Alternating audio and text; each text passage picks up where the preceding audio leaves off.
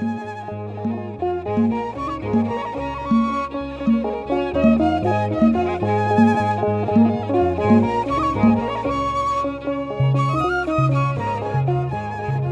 አብ ወወልድ ወመንፈስ ቅዱስ አሐዱ አምላክ። በስመ አብ ወወልድ ወመንፈስ ቅዱስ አሐዱ አምላክ። በስመ አብ ወወልድ ወመንፈስ ቅዱስ አሐዱ አምላክ። ሕራይ በክርስቶስ ክርስቲያን ብወልድ ውሉዳን በመንፈስ ቅዱስ መንፈሳውያን ዝተሰብየኹም ናይ እግዚአብሔር ቤተሰብ ናይ ኣዴና ናይ ቅድስት ድንግል ማርያም ናይ ሓደራ ደቃ ዝኾንኩም ክቡራን ህዝበ ክርስቲያን ዝዓበኹም ዝነኣስኩም ከመይ ውዒልኩም ከመይ ኣርፍቲኹም ከመይ ኣለኹም? ኣሜን። እቲ ልዑለ ባህሪ ዝኾነ እግዚአብሔር ኣምላኽና ብኣና ብድኹማትን ብሓጢአተኛታትን ባሮቱ ዝኸበረን ዝተመስገነን ይኹን። እግዚአብሔር ኣምላኽ ኣብ ሰሙን ኣቐንዩ ብሰላም ኣጽኒሑ ናብ ዝኽብር መዓልቲ ሻዋዓይ ሰንበት ኒቆዲሞስ ናይ 40 ጾም ዘብፅሓና እግዚአብሔር ኣምላኽ ክብርን ምስጋናን ይኹኖ። ሎማዓንቲ እንዘራረበሉ ኣርእስቲ ብዛዕባ ኣብ ግጻዌ መጽሓፍ ተጻሒፉ ሰፊሩ ኣብ ዘሎ መሰረት ኣቦታትና ቅዱሳን እግዚአብሔር ቅዱስ ያሬድ ብዘቐመጦ መንገዲ ኣጽዋማት ሰናብቲ ናይ 40 ጾም ነናተን ስም ተዋሂበን ኣለዋ። እታ ቀዳመይቲ ዘወረደ እትበሃል ርደቱ ጎይታናን ኣምላኽናን መድሓኒና ኢየሱስ ክርስቶስ ካብ ድንግል ማርያም ቅድስት ድንግል ማርያም ካብ ስጋ ስጋ ካብ ነፍሲ ኣብ ነፍሲ ነሲኡ ናብዚ ዓለም ንዓና ንምሕረት ንድሕነት ምምፅኡ ዝገልጽ ስለ ዝኾነ ዘወረደ። ተኻልአይቲ እውን ቅድስቲ ትበሃል ነራ። እግዚአብሔር ኣምላኽ ብቅድስና ክንመላለስ ከም ዝግባአና ዝነግር ነይሩ። ካብኡ ምኩራብ ጎይታናን ኣምላኽናን መድሓኒናን ኢየሱስ ክርስቶስ ኣብ ምኩራብ ኣይሁድ እና ኣብ ዝተፈላለየ መገዲ ዝመሃረሉ ዝገልጽ ካብኡ መጻጉዕ ብዛዕባ ድውያነ ስጋን ድውያነ ነፍስን ዘድሓነሉ እግዚአብሔር ኣምላኽ ዝገልጽ መዓልቲ ሰንበት እዩ። እታ ሓሙሽቲ ሰንበት ከዓ ደብረ ዘይት ትበሃል። ጎይታናን ኣምላኽናን መድሓኒና ኢየሱስ ክርስቶስ ብዛዕባ ምጽኣቱ ብዛዕባ መወዳእታ ዓለም ንሃዋርያቱ ምስጢር ዝገለጸሉን ምልክት ዝነገረሉን መዓልቲ እዩ። ድሕሪኡ ገብርሄር ብዛዕባ ሰናይ ዝገበሩ መክሊቶም ዘዕበዩ ዝገልጽ ትምህርቲ ነይሩሎም። መዓልቲ ድማ ኒቆዲሞስ ትበሃል። ኒቆዲሞስ ብሽም ናይቲ ምሁረ ኦሪት ዝኾነ ኒቆዲሞስ በዓል ስልጣን ሊቆሞ ለአይሁድ ብዛዕባኡ ዝገልጽ ማለት እዩ። ስለዚ ኒቆዲሞስ ካብ ወገን ፈሪሳውያን ኮይኑ ምሁረ ኦሪት እዩ፣ ሊቀ መምህራንካ እዩ። ብሰለስተ ነገራት ሊቅ ወይ ከዓ ሓለቓ አይሁድ ተባሂሉ እሱ ድማ ሓደ ኦሪት ኣጠናቂቁ ዝተምሃረ ኣቦ ስለ ዝነበረ ብኻልኣይ ደረጃ ድማኒ ኣብ ስልጣን ኣብ ካቢኔ ወይ ድማ ኣብ ጉባኤ ናይ አይሁድ ሓደ ካብቶም ወሰንቲ ሓገግቲ ኣካላት ስለ ዝነበረ ብሳልሳይ ደረጃ ድማኒ ብሃፍቲ ብፀጉኡ ልዕሊ ኩሉ ስለ ዝነበረ በዚ ሰለስተ ነገር እዚ ሓለቓ አይሁድ ተባሂሉ ተጠቂሱሎ ኣብ መጽሓፍ ቅዱስ ማለት እዩ። ስለዚ ሎማዓንቲ ንዘራረቦ ብዛዕባ ናይ ኒቆዲሞስን ታሪኹን ካበይ ክሳብ ኣበይ ኣብኡ ከለና ድማ ንሕና ነቲ ናትና ታሪኽ ንሕና መንፈሳውነት ከምቲ ቃል እግዚአብሔር ዝነግረና ዘተጽሕፈ ኩሎ ተጽሕፈ ለተግዛዚ ኣነ ተጻሕፈ ዘበለ ኩሉ ንዓና ንተግሳጽናን ንትምህርትናን ክንነብረሉን ከም መስትያት ኮይኑ ከገልግለና ምእንቲ እዩ ተጻሒፉ ዘሎ። ስለዚ ኩሉ ምስ ሰብነትና ምስ መንፈሳዊ ህይወትና እንዳተኣሰርና ክንከይድ እግዚአብሔር ኣምላኽ ይሓግዘና።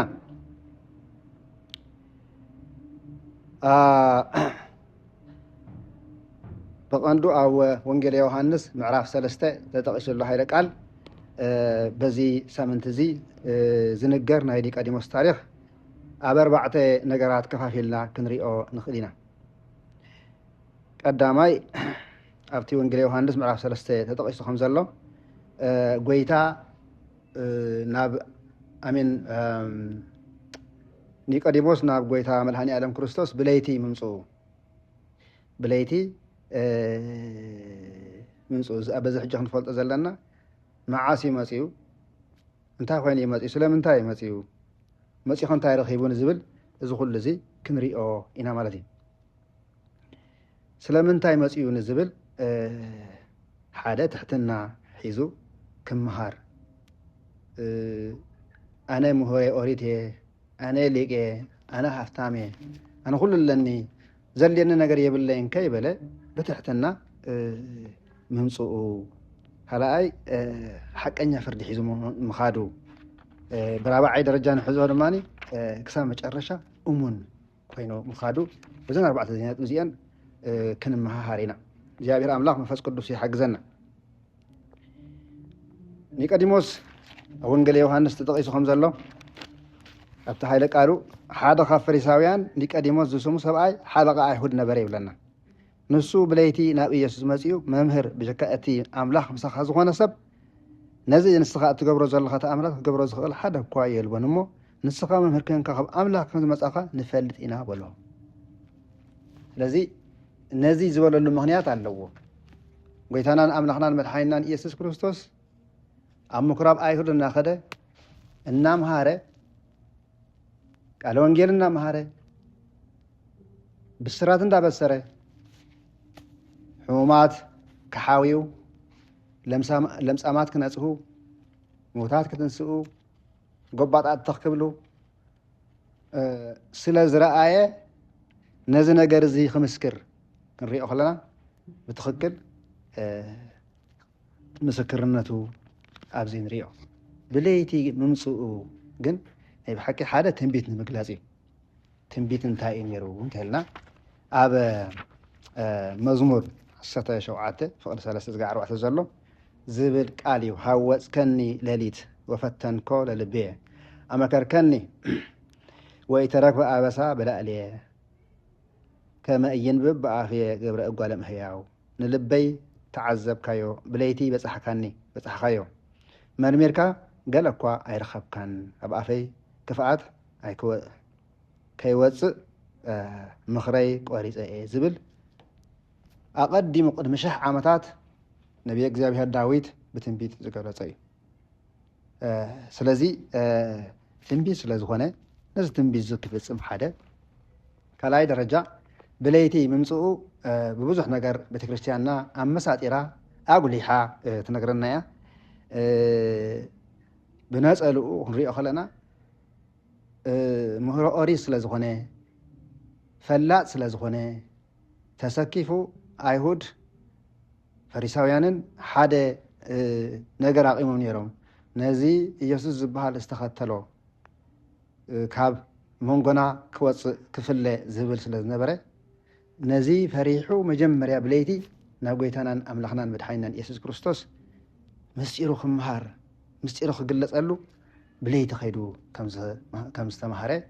ከም ዝቐረበ ይነግረና በቲ ሓደ ወገን እውን ምሁሮ ኦሪት ስለ ዝኾነ እዚ መምህር እንዳተባሃለ እንዳተፀውዐ ኣብ ትሕቲ ካልእ መምህር ኮይኑ ይመሃር ኣሎ ይበሃል ውዳሴ ከንቱ ደልዩ ከም ዝኸደ ይነግረና ብዓብዩ ግን ብጸልማት ዝመሰል ዘሎ ኦሪት እዩ ኦሪት ብጸልማት ምክንያቱ ህዝቢ ዘይነብር ውስጥ ጽልመት ወጽላለቶ ሞት ህዝቢ ኣብ ጸልማት ዝነብር ህዝቢ ብርሃን በረሃሉ ዝብል ስለ ዝኾነ ኒቆዲሞስ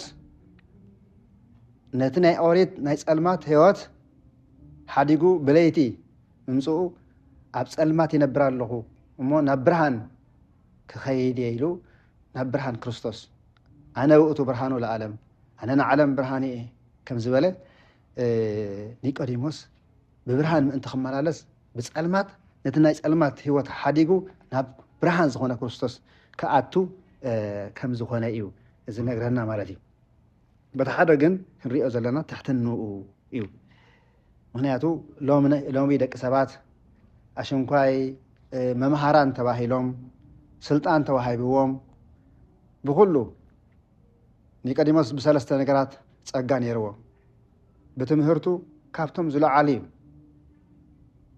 ምሁሮ ኦሪት እዩ ንኦሪት እውን ኣጠናቂቑ ዝፈልጥ ሰብ ዝነበረ እዩ ብድሕሪኡ ድማ ስልጣን ምስ ኣይሁድ ከኣኒ ሽመት ዝነበረ እዩ ሽሞኛ ናይ ኣይሁድ እዩ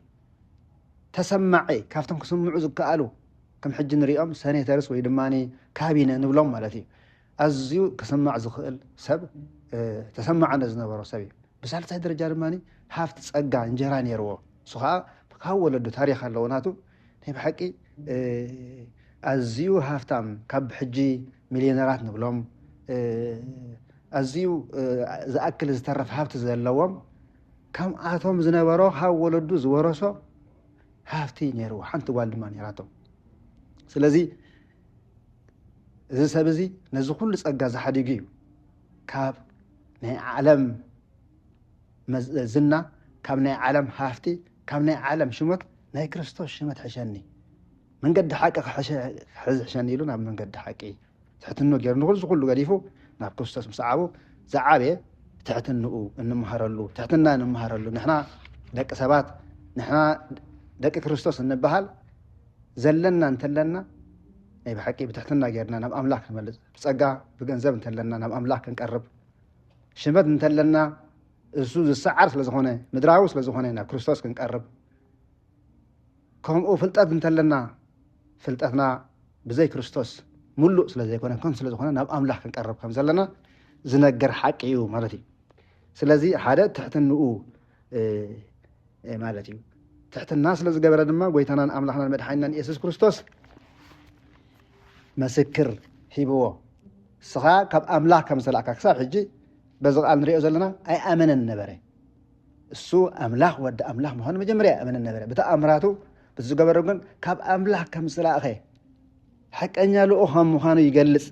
እዚ ተቐዳማይ ምስክር ናይ መን እዩ ናይ ኒቆዲሞስ እዩ ማለት እዩ ከሊኡ ክንሪኦ ከለና ትሕት ኢሉ ጎይታ መድሓኒ ዓለም ክርስቶስ ከዓ ኢየሱስ ድማ ሰብ ካልኣይ ግዜ እንተዘይተወልደ ንመንግስቲ ኣምላኽ ክሪኣ ከቶ ከም ዘይክእል ብሓቂ ብሓቂ እብለካ ኣለኹ ኢሉ መለሰሉ ስለዚ ሓቂ ደልዩ ስለ ዝመፀ ኒቆዲሞስ ኣነ ንስኻትኩምን ንክርስቶስ ንሓቂ ደሊና ክንመፅእ ኣለና ክርስቶስ ሓቂ እዩ ክርስቶስ ፍቕሪ እዩ ኣብኡ ፀልማት የለን ኣብኡ ሓሶት የለን ኣብኡ ምድንጋር የለን ናብ ምትምድንጋር ዘይብሉ ትኽ ዝበለ መንገዲ ዘለዎ ፀልማት ዘይኮነ ብርሃን ዘለዎ መንገዲ ክርስቶስ ናብኡ ክንመፅእ ተኮይንና እግዚኣብሔር ኣምላኽ ከዓ ሓቁ የፍልጠና ማለት እዩ ስለዚ እግዚኣብሔር ኣምላኽ መድሃኒ ዓለም ክርስቶስ ንኒቆዲሞስ መንገዱ ስለ ዝፈለጠ መንገዱ ስለ ዝኣሰረ ልቡ ስለ ዝፈለጠ ክድሕን እውን ስለ ዝደለዮ ክፈልጥ ከዓ ስለ ዝደለዮ ክፈልጥ ኢሉ ስለ ዝመፀ ንኽፍኣት ስለ ዘይኮነ ዳግማይ እንተዘይተወሊዱ ሓደ ሰብ ክድሕን ከም ዘይክእል ብሓቂ ብሓቂ ብለካ ነዚ ከቢድዎ ምክንያቱ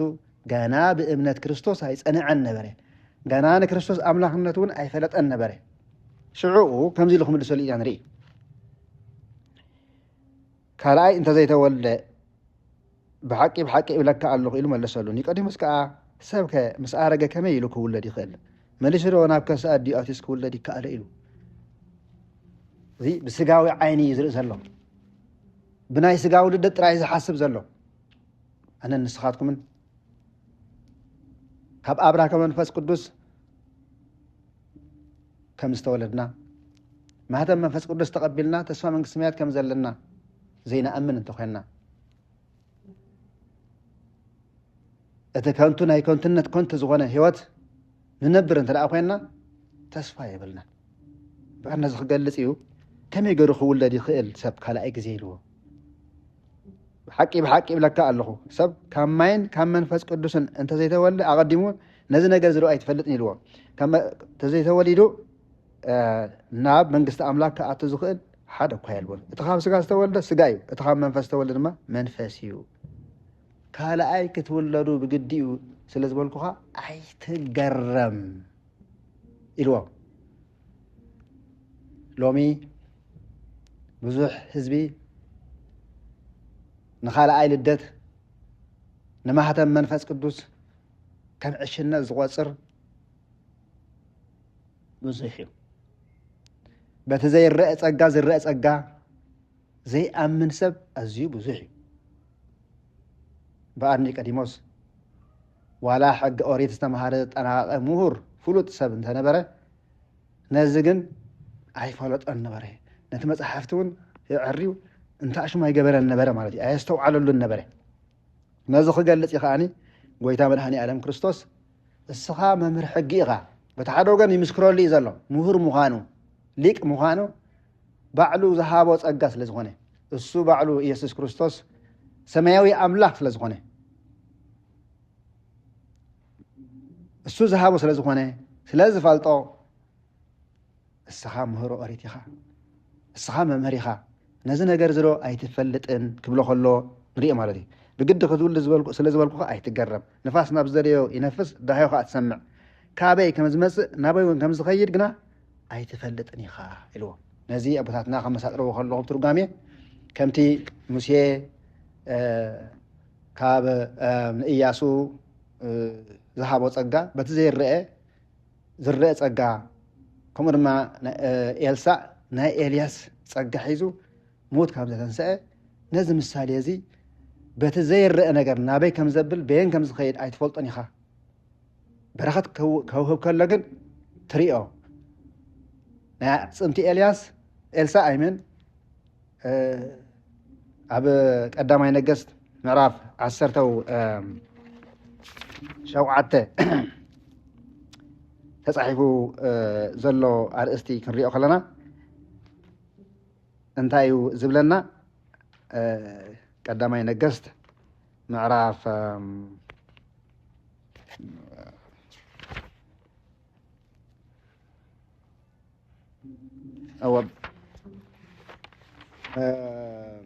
ሞዓባውያን ንእስራኤላውያን ኩሉ ግዜ ሓደጋ ወድቅዎም ስለ ዝነበሩ ካብ ዕላታት ሓደ ግዜ ሓደጋ ምስ ወደቕዎም ሬሳ ተሸኪሞም ይኸዱ ነበሩ እሞ ኣብ ሬሳ ኣብ መቃብር ኤልሳዕ ምስ ወደቐ እቲ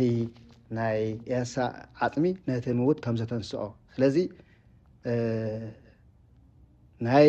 ኤልያስ በረኸት ናብ ኤልሳዕ ምስ ሓደረ ዕፅፊ መንፈስ ቅዱስ ምስ ተቐበለ ዕፅሚ ጸጋ ምስ ተቐበለ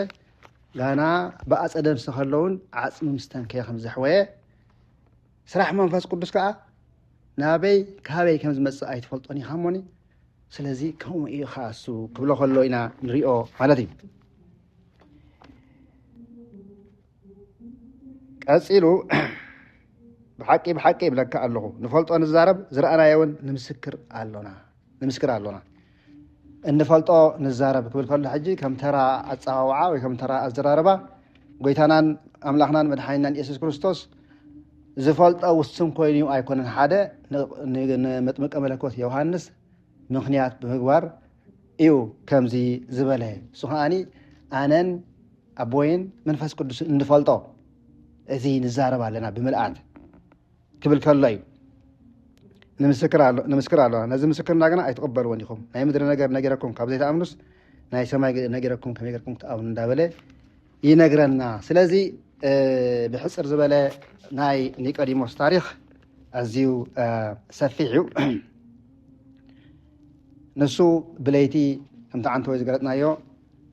ናብ ጎይታ መጺኡ ተማሂሩ ዳሕራይ ኣብ ወንጌል ዮሃንስ ምዕራፍ 7 ፍቕዲ 50 ዘሎ ክንሪኦ ንኽእል መጀመርያ ከም ወጣኒ ጀማሪ ናይ እምነት ውረድ ደይብ ነይርዎ ፍርሒ ነይርዎ ኣይሁድ ከይፈልጥዎ ሽማግለ ፈሪሳውያን ከይፈልጥዎ እሞ ካብ ማሕበሮም ከይሰግዎ ሰጋእ መጋእ ዘብል ህይወት ነይርዎ እዩ እንተኾነ ግን ካብ ምምስካር ዓዲ ኣይወዓለን ካብ ወንጌል ዮሃንስ ከይወፃና ኣብ ወንጌል ዮሃንስ ምዕራፍ 7 ፍቕዲ 50 ዘሎ ሃይለ ቃል ክንሪኦ ኢና እሱ እንታይ ዝብል ምዕራፍ 7 እቶም ገላው ናብ ሊቃነ ካህናትን ፈሪሳውያን ተመልሱ ፈሪሳውያን መጀመርያ ምስ መኸሩ ምስ ወድኡ ምስ ኣፅፈፉ ገላው ወይ ከዓ ልኡኻት ንክርስቶስ ሒዞም ከምፅዎ እሞ ምክንያት ክረኽብሉ ሊኡኸምዎም ነይሮም ስለዚ እቶም ገላው ናብ ሊቃነ ካህናትን ፈሪሳውያንን ተመልሱ ይብለና ንሳቶም ድማ ስለምንታይ ደኣ ዘምጻእኩምዎ ክብልዎም ከለዉ ንሕና ብትምህርቱ ብኩሉ ነገር رخمنا يبلنا كم سبعة يزجيرو تزارب خطة يلبون إلهم ملسلهم لنا انتهى يتزاربوا كله منهم نجار ودق زي بقولوا من كف زي بقولوا قال تمرت وانجيل سلزم حرام كم دم أذكر معينهم حمومات كحاويو عورات عينهم كبره لمس أمات كناسه سلز رأيو ولا حنت خبري كقالون نسخاتكم وندو سحيتكم يخم كم مكوان أنت ويا كافريساوان بو زأمن دو علّيو إذا حق زي فالحزبنا رقم يو إلهم ملا سلام كبأتهم تقدم بليتي نبي يسوع مسيح إذن برانيك أديموس حادك قال تزاريبو أبزي حجي نبي حكي أبزي نحنا سلا እግዚአብሔር ምስክርነት ስለ ሰማያዊ ህይወት ምስክርነት ስለ ቅዱሳን እግዚአብሔር ምስክርነት በተክርስቲያንና ብዘይ ዝኾነ ነገር ክትወንጀል ከላ መራሕትና ብዘይ ዝኾነ ወንጀል ወንጀል ከለው እምነትና ክትንቀፍ ከላ ስቕልና ክንሰማዕ ኣይኮነን ዘለና ታይዳ ብሓቅን ብርትዕን ክንመላለስ ከም ዝግባአና ንሓቅን ንርትዕን ደው ክንብል ከም ዝግባአና ዝገልጽ እዩ ማለት እዩ ካብ ዝንምሃሮ ባረይ ኒቆዲሞስ እቲ ብለይቲ ዝመፀ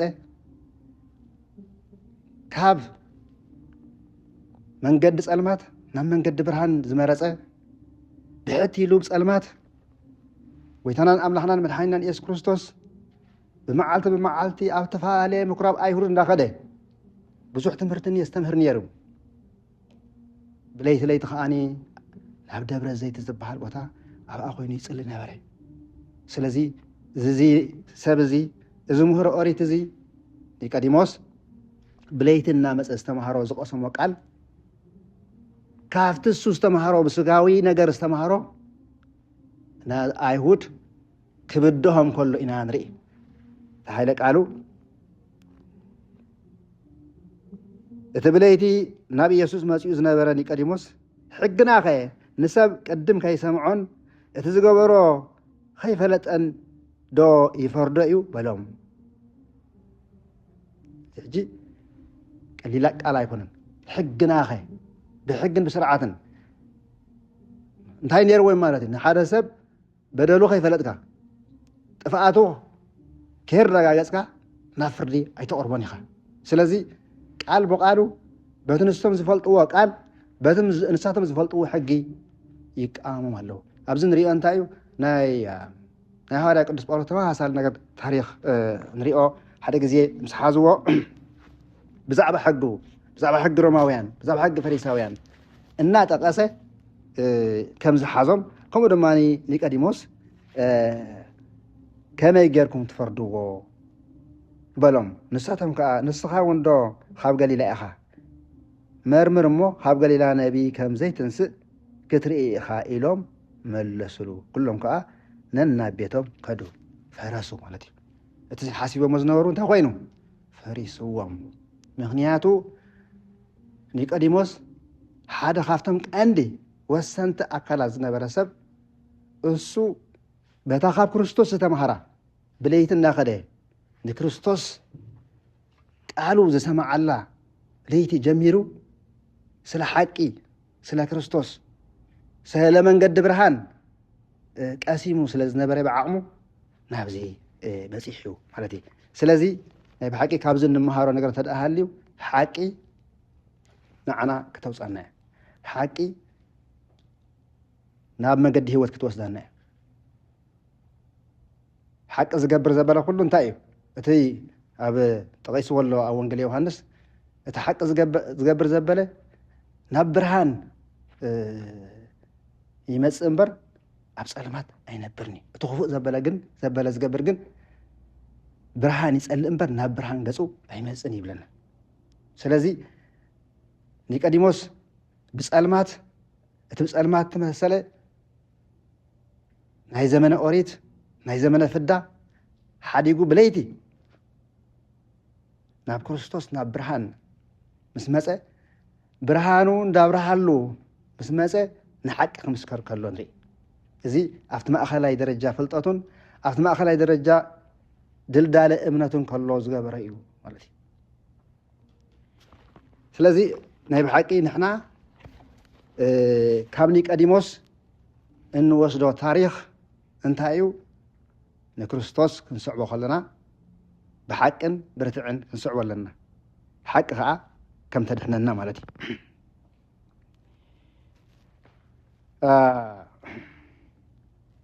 بسالساي درجة أو انجلي أفتي أربعة انجلي أنت صحيفة خمسة لهم مالتي أما تشرشة قويتانان أملاحنان مدحينان إيسوس كريستوس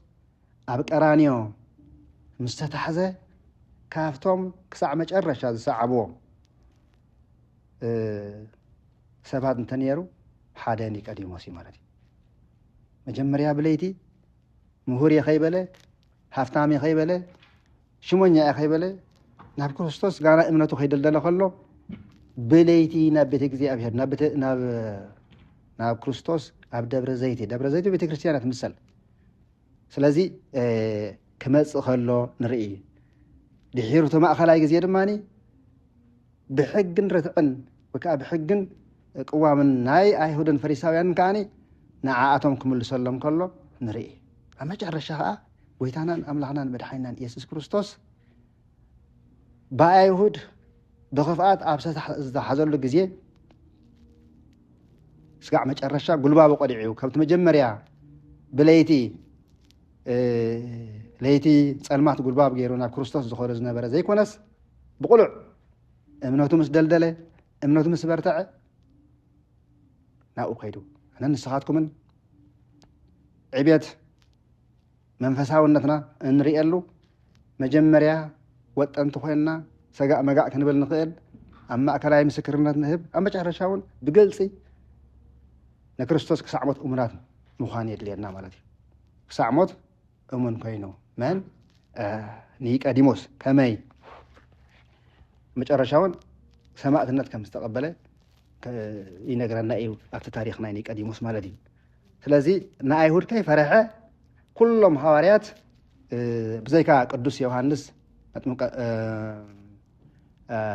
ቅዱስ ዮሐንስ ፍቁረ እግዚእ ብዘይክኡ ኩሎም በብሓደ ርሒቆም ጠፊኦም ነበሩ ፈሪሖም ኒቆዲሞስ ግን ኣይተፈልየን ምስ ዮሴፍ ዘአርማትያስ ኮይኑ ቅዱስ ዮሴፍ ንጎይታናን ኣምላኽናን መድሓኒናን ኢየሱስ ክርስቶስ ክሳብ ራይስኡ ወይ ከዓ ስጉኡ ካብ መቃብር ካብ ቀራንዮ አልዒሉ ንምቕባር ዝበቕዐ ኣቦ እዩ ክሳዕ ክንዲዚ ብድፍረት ንክርስቶስ ዝሰዓቦ ኣቦ እዩ ስለዚ ብብርሃን ምምላስ ማለት ከምዚ ዝኣመሰለ እዩ መጀመርያ ብፍርሒ ከይብሉኒ ከይብሉ እንዳበልካ ክትከይድ ትኽእል ኢኻ ዳሕራይ ግን እምነትካ እንዳደልደለ ምስ ከደ ድማኒ ንምስክርነት ትበቅዕ ድሕሪኡ ከዓ ብቑልዕ ማለት እዩ ኣብዚ ንሪኦ እንታይ እዩ ናይ ሓርያ ቅዱስ ጳውሎስ ታሪክ እንተሪእናዮ ኣብ መጀመርታ ቅንዓት እግዚኣብሔር እኳ እንተነበሮ ቅንዓት ሃይማኖት እኳ እንተነበሮ ነታ መንገዲ እግዚኣብሔር ነቶም ተኸተልቲ ናይ ክርስቶስ ግን ናብ ምንታይ ይእቱ ነይሩ ይብለና ናብ ቤት ማእሰርቲ ንገሊኦም የቐትል ነይሩ እንተኾነ ግን እግዚኣብሔር ኣምላኽ ምፀውዖ ክሳዕ ሞት እሙን ኮይኑ ማለት እዩ ክሳዕ ሞት እሙን ኮይኑስ ክሳዕ ሞታት ናብ ምትንሳእ ዝሓምዋ ምፍዋስ እውን እግዚኣብሔር ኣምላኽ ፀጋ ሂብዎ ብርሃን ዓለም ቅዱስ ጳውሎስ ኢልና ከዓ ንፅውዖ ኣለና ስለዚ ቅዱሳን እግዚኣብሔር ሓንሳብ ንክርስቶስ ምስ ተኸተልዎ ምስ ሰዓብዎ ክሳዕ ቀራንዮ ከምቲ ንሱ ኣብ መስቀል ንዓይን ንዓኻትኩምን ኩሉ ዓለም በጃነት ዝኾነ እሶም ድማኒ ንነብሶም ሰብሲ ንነብሱ ክንደይ በጃ ዘይመሃበ ከም ዝበሎ ነብሶም ኣማን መነኑ ሰማይ ተኣማለ ዝኣለም ወካኣው ደሞም በእንቲ እግዚኣብሔር ወተኣገስሙ ምእንቲ መንግስቲ ሰማያት ከም ዝብል ማለት እዩ ምእንቲ መንግስቲ ሰማያት ንነብሶም መኒኖም ንስግኦም ኒዕቆም ይነብሩ ይሓልፉ ከዓ ማለት እዩ ታሪኾም ከዓ ንዘለኣለም ንዘንቲ ዕለት እንዳዘከርናያ ነበር ሓደ ካብኣቶም ናይ ኒቆዲሞስ ታሪክ እዩ ስለዚ ካብ ኒቆዲሞስ ንምሃሮ መጀመርያ ክትመሃር ምድላይ መምህር ከለኻ ፈላጢ ከይበልካ ክትመሃር ምድላይ أنا نسخاتكم من أبيت كريستيان مسئنا ممهران دا يكوننا هنكون زقبأنا تمهارو تحتنا كنحزي قبأنا نيشتي فريقنا حاف كبير كم زي قبأنا زقلسي كلاي حق ومفلات مسحاكر كنكون مخال نيقاديموس مسكر يخينو أما جراش أون أبقرانيو كله زقبأنا فسمه أب تاريخ ناي فريساويان ناي يهود حدا بنقص استقاتله سب ما نمسب كاب مقابر كالعلو أي قبأني نزقن فقر كريستوس لذلك أصله من فسيمو نيقاديموس لكريستوس كاب مسكال قرانيو أوصيو كل نقر فسيمو أب حدش مقابر نحنا أنت حدش يوت كنهلونا بحدش منفس تنسينا سمايوان من أنت خنكون أب حدش مقابر قبر ويبلنا سلازي ببرهان نمارالس مزازم كخوننا نابتا وانجيل يوحنس معرف شو مونت ثلاثة زلا أبا كنكيدنا بأخن زازبينا مالتي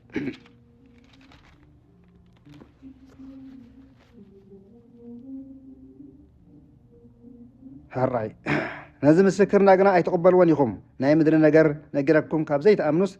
ناي سماي نجر أنت نجركم قد كم يجركم كتأمنوا بجك أتخاب سماي زورة ده ودسب ناب سماي وزعارك حد أقوى يلبون بوز أمن زبله كله نازل عالم هوت أنت خرجت من بر كي تفسي كم تمسي أبرها أنت من سؤال ودسب كم أكسكال يجبعيو بتحرر وز أمن زبله كله نازل عالم هوت أنت خرجت من بر كي تفسي نودو أملاخ نودو بجح ساعة ذهب ساعة خندزنا عالم أفكاره مهنياتو أملاخ نودونا عالم زلاقو عالم متقدح نمبر كفر ديلو أيكونن توز أمن زبله أي كفر ردونيو سلازي ناب برهان مملاس يلينا برهان كريستوسيو ناب حقي مملاس يلينا حقي كريستوسيو بهيوت كنا برتخينا حق نحزي قبأنا بهيوت كنا برتخينا ببرهان كنا مالس قبأنا فقاترو خلو كسل مثلا خمزي بلو اتبو زي آمن قنا بحر ود أملاح زي آمن الدرو تفريد وإيو اتفردخا زيو برهان ناب عالم مسأ دك ساب قنا قبرهم كفوق لسخوانه كاب برهان سلمات فتاو كاب برهان سلمات زفتاو أيهود فريساويان إذن خلوهم أي سمعون يم عاف خلوهم أي زاربون يم أي عين تخلوهم أي رؤون يم أي أمرو خلوهم أي استوعون يم الزبالهم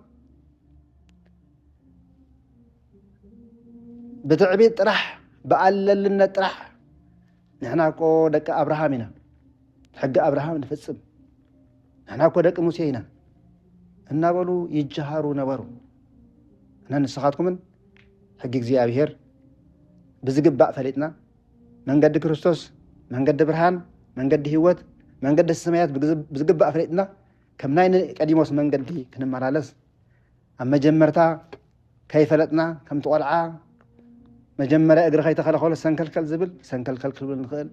ኣብ ማእኸል ህይወትና ድማኒ ከምኡ እንዳወደቕና እናተሰኣና ግን ንምስክር ክርስቶስ ንበቃ ኣብ መጨረሻ እውን ክሳዕ ሞት እሙናት ክንከውን ከም ዝግባአና እዚ ኣጋጣሚ ክንፈልጦ ይግባአና ማለት እዩ መጣቃር ዝኾንና ብርሃን ናብ ዓለም መፀ ደቂ ሰባት ግብሮም ክፍእ ዝኾነ ካብ ብርሃን ፀልማት ፈተው እቲ ክፉእ ዘበለ ግብሪ ኩሉ ከዓ ግብሪ ምእንቲ ከይግለጽ ብርሃን ይፈቱ እምበር ናብ ብርሃን ፀልማት ይፈቱ እምበር ናብ ብርሃን ኣይመፅን እዩ ኣነ ንስኻትኩምን ኒቆዲሞስ ካብ ፀልማት ብርሃን ፈትዩ ካብ ፀልማት ብርሃን ሓርዩ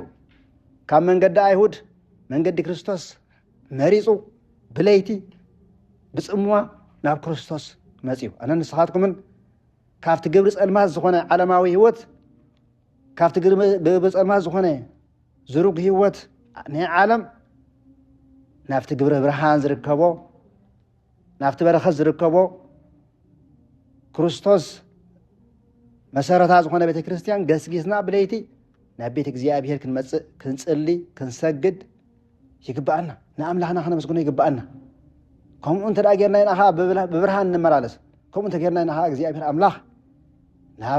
ናብኡ ክወስደና ዝኽእል ማለት እዩ تجبروا أنت خي جلس برهاني يسأل إمبر نبرهاني يمسني لنا حق زجبر جنا كم أملاخ لزجبره برهاني فتو نبرهان كأي مسيب لنا سلزي نيكاديموس كم مجمر تامس أيهود نيرو مهرة أريت نيرو بعال سلطان نيرو تمهرت نيرو هافت نيرو نقول حد يقول حق تحشان نيلو برهاني حشان نيلو هابس ألمات نبرهان مسيب ببرهان تملاليسو أبرهان هو تكاي نبر الله أنا نسخاتكم من كريستوس كنبر سماوي هو كنورس ببرهان كنملالس بتكريستيان وعنا الله هم نيقاديموس نمهارو تاريخ إذا تاريخ زيو حنساب مسحزنا نكريستوس مستقبلنا ما هذا مفيش قدام مسحلونا كريستوس أبانا كم زيت أفق برهان كبره كنبر كخل الله برهان كريستوس أبانا أنت دأهاليو برهان كريستوس أبانا يبره أنت دأهالينا كل جزء تسفى زلنا موني برهان كريستوس أبانا أنت دأهاليو كمتي أب برهان زي بالله بيت اتعنق فكان التورق كان نحن خاني كريستوس برهانيو ببرهان كنا على دماني برهان أبانا خبره كم زلوا بتجبارنا بسنة مجبارنا بإمنتنا تخلينا نركب لنا جابر أملاح حق زنا